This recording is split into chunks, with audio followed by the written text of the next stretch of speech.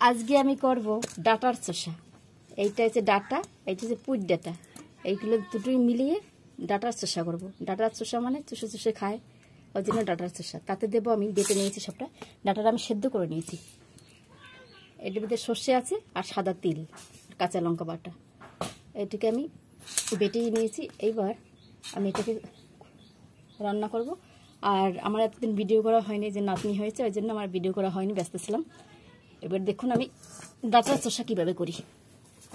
আমি কাটার সময় দেখাতে পারিনি অবশ্য এই পুঁইডাটিগুলো।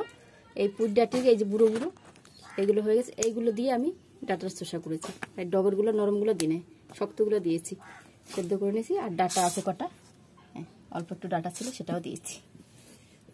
কড়াইতে তেল দিচ্ছি।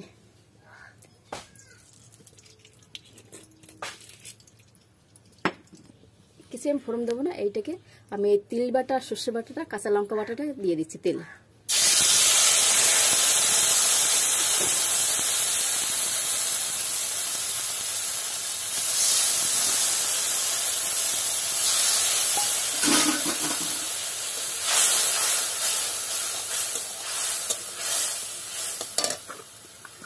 দেবো এটায় হলুদ, হলুদ দিলাম।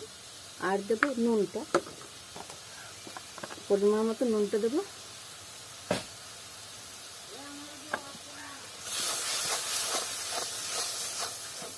আর দেবো একটু চিনি, হালকা করে একটু চিনি দেবো।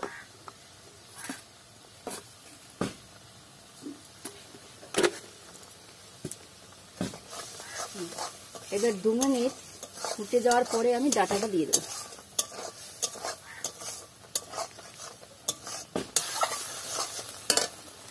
এবার আমি ডাটাটা দিয়ে দিচ্ছি, পুঁই ডাটাটা। আর এমনি ডাটা আছে।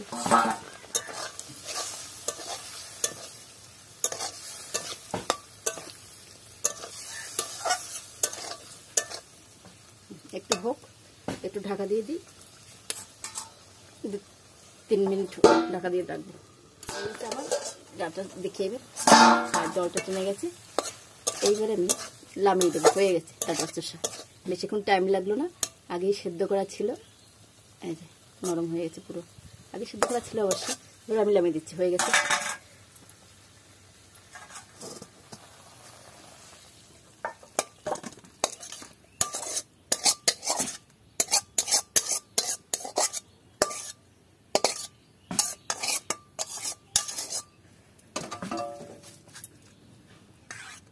আমাদের এই ডাটার চোষার রেসিপিটি একদম ভালো লাগলে কমেন্টে জানাবেন।